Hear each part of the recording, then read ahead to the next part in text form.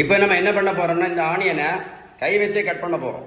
Cut பண்ணி ரெண்டா உடைக்கிறோம். உடைச்சிட்டு சரியா எப்படி உடைஞ்சுன்னு கேட்காதுங்க. இந்த இன்சுலின் இன்ஜெக்ஷன், இந்த இன்சுலின் இன்ஜெக்ஷன் எடுத்து இதுக்கு நம்ம ஒரு இன்சுலின் இன்ஜெக்ஷன் போட போறோம். போட்டாச்சா?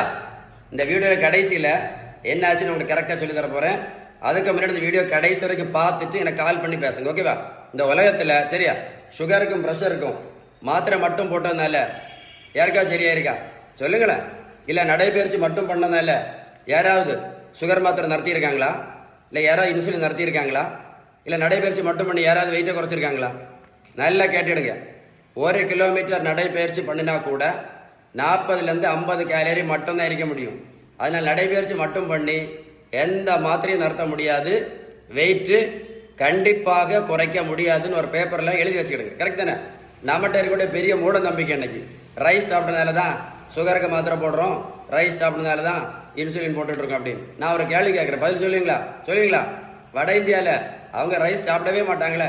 வட இந்தியாவில் எத்தனை பேர் சுகருக்கு மாத்திரை போடுறாங்க? எத்தனை பேர் இன்சுலின் போட்டுட்டு இருக்காங்க? கமெண்ட்ஸில் எழுதுங்க சார், கமெண்ட்ஸில் எழுதுங்க. சிறுதானியம் மட்டும் சாப்பிட்டதுனால இல்லை, எப்படி சிறுதானியம் மட்டும் சாப்பிட்டதுனால இல்லை யாராவது சுகர் மாத்திரை நடத்தியிருக்காங்களா? இல்லை யாராவது இன்சுலின் நடத்தியிருக்காங்களா? இல்லை சிறுதானியம் மட்டும் சாப்பிட்டு யாராவது வெயிட்டை குறைச்சிருக்காங்களா? சொல்லுங்க. வெந்தயம், ஆவாரம்பூ, கொய்யா இலை, மாங்காய் இலை, கிரீன் டீ, கரிஞ்சீரகம், கருவேப்பிலை, நெல்லிக்காய் ஜூஸு, நாவல் பழம், இப்போ எது ஃபேமஸ் தெரியுமா? மூக்கரட்டை கீரையும் சிறுகுறிஞ்சான் பொடியும். எல்லாமே நல்லதுதான். நான் என்ன கேட்குறேன், இதை சாப்பிட்டதுனால யாராவது ஏதாவது மாத்திரை நடத்தியிருக்காங்களா? இல்லை யாராவது இன்சுலின் நடத்தியிருக்காங்களா? சுகருக்கு ஒரே ஒரு மாத்திரை போட்டுட்டு இருந்த சுகர் பேஷண்ட் இப்போ 4 மாத்திரை சாப்பிட்டுருங்க. சுகருக்கு மாத்திரை மட்டும் போட்டுட்டு இருந்த பேஷண்ட் இப்போ இன்சுலின் போட்டுட்டு இருக்காங்க. வெந்தயம், கருவேப்பிலை, கரிஞ்சீரகம், மாங்காய் இலை, கொய்யா இலை, நாவல் பழம், சிறுதானியம், யோகா, மெடிடேஷன். நல்லா கேட்டுடுங்க. மருத்துவத்துள்ள ஸ்டாண்டர்ட் புத்தகம் ஹாரிசன்.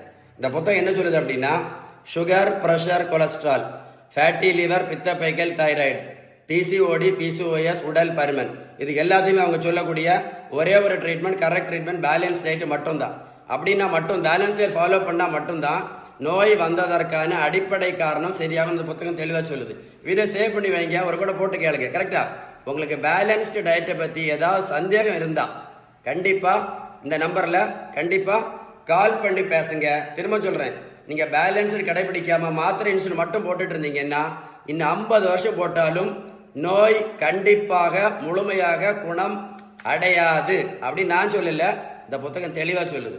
வீடியோ சேவ் பண்ணுங்க, லைக் பண்ணி ஷேர் பண்ணுங்க, நிறைய பேர் யூஸ்ஃபுல்லாக இருக்கும். சேவ் பண்ணி வைங்க.